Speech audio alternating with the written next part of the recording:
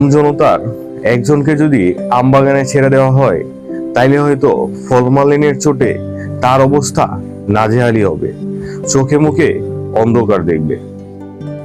এইসব ব্যাপার ছেড়ে মানুষের ক্রয় ক্ষমতা নিয়ে আলোচনা করতে হবে। এই ব্যাপারেরও আলোচনার কাম সারা। জিনিসপত্রের দাম এখন আকাশ ছোঁয়া, আমার পকেট পুরাই ফাঁকা। জিনিসপত্রের দাম দেখে সারাদিন কাজ কাম বাদ দিয়ে সেটাই ভাবছি বসে বসে। আমি সদ্য বিবাহিত নাগরিক, সংসার জীবনে পা দিয়েছি মাত্র। জিনিসপত্রের আশেপাশের যে চিত্র দেখছি দামের, আমি কিনতে গেলে হাতের নাগালে পাবো কিনা সেটাও চিন্তার বিষয়। জিনিসপত্রের দাম যেমন হুড় করে বাড়ছে, আকাশ ছোঁয়া দাম এখনই পর্যায়ে পৌঁছে গেছে। বাজেটের ধাক্কা এখান পর্যন্ত